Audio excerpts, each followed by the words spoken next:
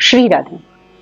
मैं डॉक्टर आशा आज एक और भक्तमाल की सीरीज के साथ आपके साथ उपस्थित हुई हूं। ये एक ऐसी सत्य घटना है जो कि सामान्यतः थोड़ी अलग है।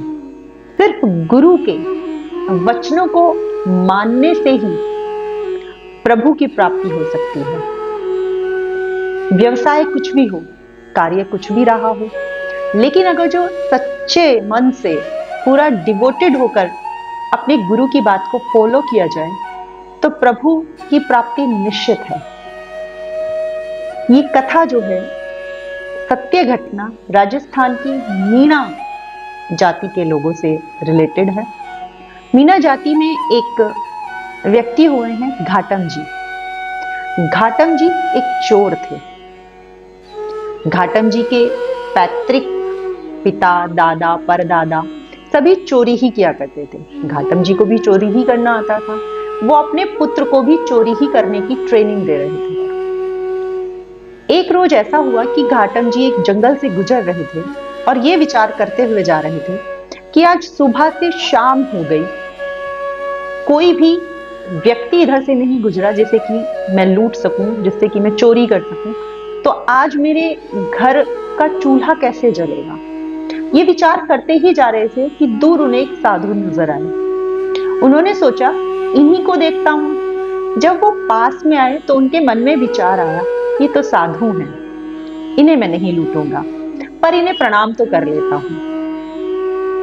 घाटम जी ने साधु महाराज को प्रणाम किया।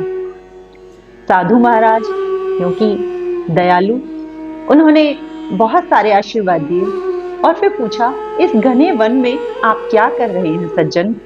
आपका क्या नाम है? आप क्या कार्य करते हैं? घाटम जी ने अपना पूरा परिचय दिया और बिल्कुल स्पष्टता से बता दिया कि मैं एक चोर हूं। गुरुजी को जब ये बात पता चली चोर हूं, वो थोड़े से सुन्न हुए। महाराज ने कहा कि भाई ये तो अच्छी बात नहीं है, चोरी करना तो अच्छी बात नहीं है। घाटम जी ने कहा, महाराज ये तो मुझे पता है कि अच्छी बात नहीं है, लेकिन मेरा तो यही व्यवसाय है और सदियों से यही चला आया है। मेरे माता पिता ने मुझे यही सिखाया और मैं भी अपने 5 साल के बच्चे को यही सिखा रहा हूं। दोनों में बहुत सारी बातें हुई। गुरुदेव कहने ही जा रहे थे कि इसको छोड़ दो।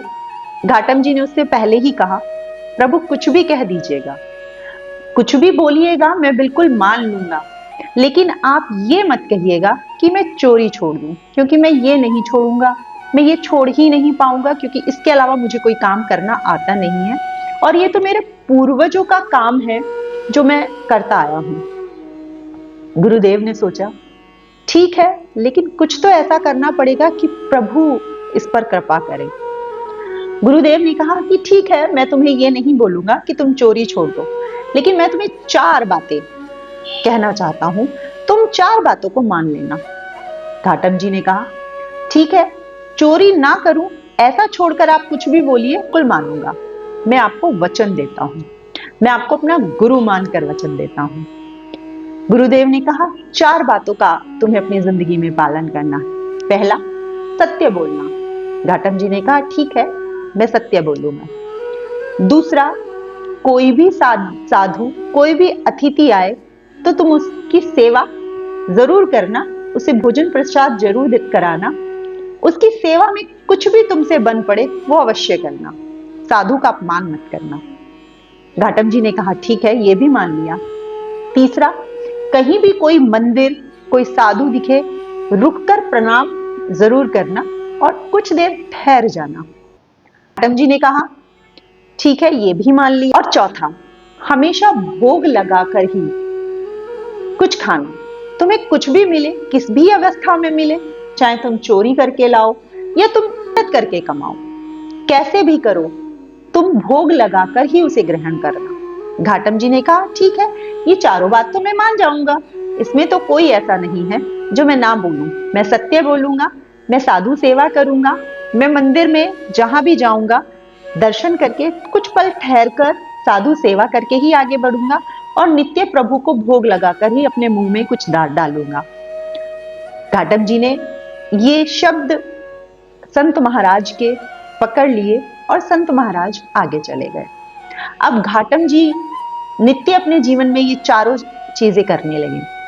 वो हमेशा सत्य बोलने लगे, वो हमेशा प्रभु को भोग लगाकर ही पाने लगे। वो जहां भी कोई साधु, कोई मंदिर दिखता तो उसे प्रणाम करते, कुछ पल रुकते, फिर आगे बढ़ते। कहीं पे भी कोई साधु महाराज दिखते, उनको घर में लाते, उनकी अतिथि सेवा करते। ये चारों चीजें घाटम जी के जीवन में उतर गई। अब एक समय ऐसा आया कि कुछ साधु गांव से गुजर रहे थे। घाटम जी ने उन्हें प्रणाम किया और गुरु की बात याद आई कि साधु सेवा करना। घाटम जी ने उन साधुओं को अपने घर बुलाया और पत्नी से कहा कि कुछ अच्छा बनाकर लेके आओ, इन प्रभु मूर्ति की, अतिथि मूर्ति की सेवा करनी है। पत्नी ने कहा, घर में कुछ भी बनाने के लिए नहीं है, मैं इनको क्या बनाकर खिलाऊं। अब घाटम जी ने सोचा, गुरुदेव ने कहा है कि इनकी सेवा करना।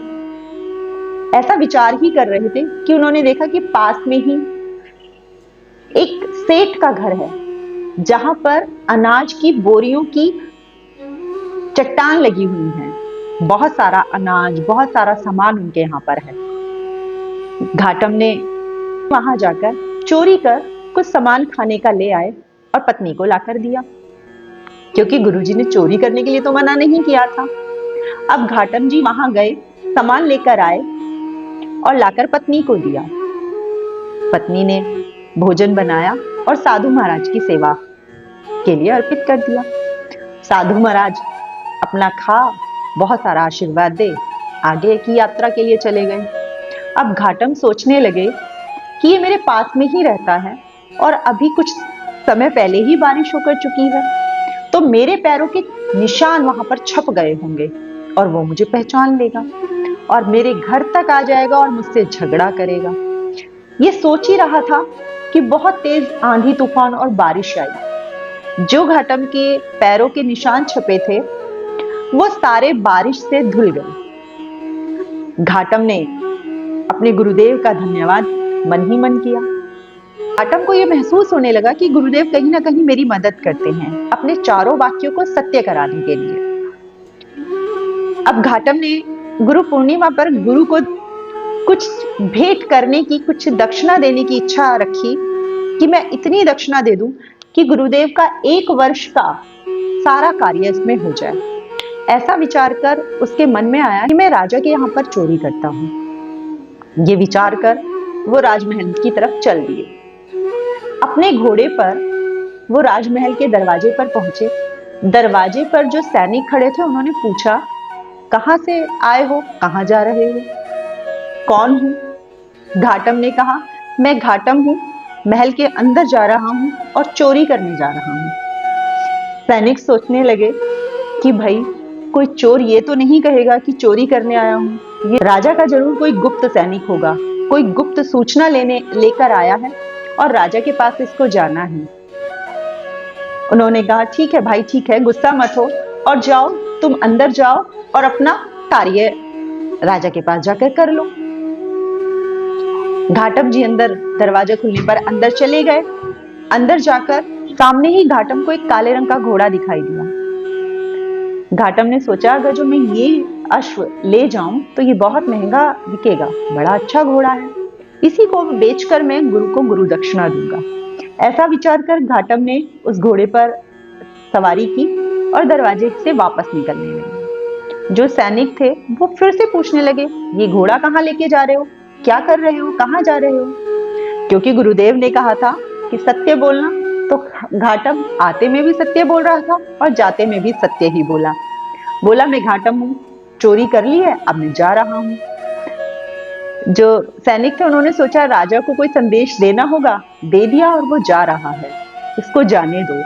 ऐसा कहें घाटम चले गए। अब घाटम इतनी स्पीड से जा रहे थे क्योंकि उनको लग रहा था कि जैसे ही राजा को पता चलेगा चोरी का, तैसे ही राजा के सैनिक मेरे पीछे आ जाएंगे। तो घाटम बहुत तेजी से जा रहे थे तो रास्ते में उनको एक मंदिर दिखाई दिया। घाटम को फिर अपना प्रॉमिस याद आया। घाटम उतरे, अश्व को पेड़ से बांधा और अंदर मंदिर में चले गए। जब अंदर मंदिर में गए तो आरती हो रही थी। घाटम वहां ठहरे, आरती पूजा की और मंदिर से बाहर आने लगे। जैसे ही मंदिर से आ रहे थे तैसे ही देखा कि राजा के सैनिक वहां पर खड़े हैं, लेकिन वो चुपचाप खड़े हैं। वो अश्व की तरफ देख रहे हैं। घाटम को देखकर घाटम से पूछने लगे, हमारा घोड़ा कहाँ है? तुम चोरी करके लाए हो? घाटम ने कहा, हाँ चोरी करके तो मैं लाया हूँ, तुम्हें बताया भी था, लेकिन तुम्हारा घोड़ा तो यही है। जैसे ही घाटम ने घोड़े की तरफ इशारा किया तो देखा कि घोड़ा काले से सफेद हो गया।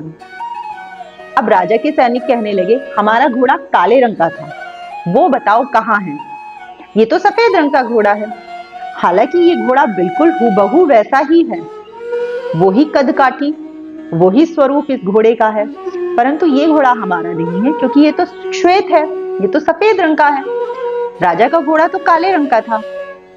घाटम ने कहा, मैं जो घोड़ा चुरा के लाया था वो काले ही रंग का था, मैंने जो यहाँ पर बांधा था वो भी काले रंग का ही था। अब ये काले से सफेद कैसे हो गया, ये मुझे नहीं पता। सैनिक बहुत गुस्सा होते रहे, लेकिन घाटम बार बार यही बात कहते रहे। अब सैनिकों ने घाटम और अश्व को दोनों को राजा के पास उपस्थित किया।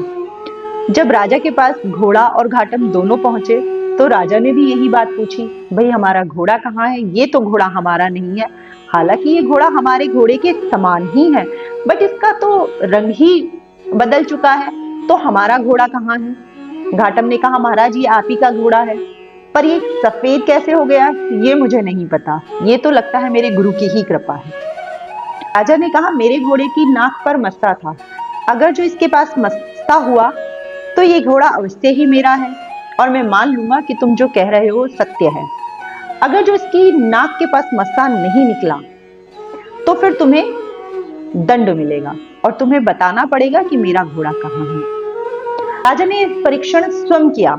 राजा ने देखा जाकर तो घोड़े की नाक पर सच में मस्सा था। अब तो राजा आश्चर्य में पड़ गया। राजा बार बार घाटम से पूछते, घाटम ये कैसे हुआ? मेरा घोड़ा तो काले रंग का था, ये सफेद कैसे हो गया? और ये तो वास्तविक सफेद है, कोई किया हुआ सफेद नहीं है, तो ये कैसे संभव है? घाटम ने अपने गुरु की चर्चा की। उन्होंने बताया, तो मेरे गुरु का ही, ये तो प्रभु का ही कोई प्रताप है। अब तो राजा उनके चरणों में गिर गए कि जिसका गुरु इतना श्रेष्ठ हो, जिसके प्रभु की भक्ति इतनी श्रेष्ठ हो, वो खुद कितना श्रेष्ठ होगा। और घाटम जी से अनुरोध करने लगे कि घाटम मेरे राजगुरु हो जाओ। घाटम ने अब चोरी छोड़ दी और वो एक राजगुरु हो गए। घाटम जी राजगुरु के पद पर कार्य कर ही रहे थे कि कुछ ही समय बाद उन्हें ये अनुभव हुआ कि सिर्फ गुरुदेव की 4 बातें मान लेने से आज मैं राजगुरु के पद पर आ गया हूं। अगर जो मैं प्रभु की सब बातें मानने लगूं, अगर जो मैं प्रभु के प्रति पूर्ण समर्पित हो जाऊं, तो मुझे तो साक्षात प्रभु के दर्शन हो जाएंगे। ऐसा विचार निरंतर उनके मन में चल रहा था और उन्होंने राजपद से त्याग पत्र दे दिया। अब घाटम एक छोटी सी कुटिया बना दिन भर प्रभु का नाम जाप करने लगे, प्रभु का निरंतर चिंतन करने लगे। अब कोई पद, कोई प्रतिष्ठा, कोई मान, कोई अपमान नहीं। अब सिर्फ हर समय प्रभु प्रभु प्रभु। अब सिर्फ ठाकुर जी का चिंतन, अब सिर्फ ठाकुर जी का नाम। घाटम की यही स्थिति दिन बढ़ रही थी और अब घाटम से घाटम दास हो गए, घाटम दास से भक्त घाटम दास जी हो गए। जिंदगी का ये परिवर्तन घाटम जी के अंदर उनके गुरुदेव की कृपा से हुआ और ठाकुर जी ने स्वयं उन्हें साक्षात दर्शन दिए और घाटम जी प्रभु के निज धाम को चले गए। श्री राधे।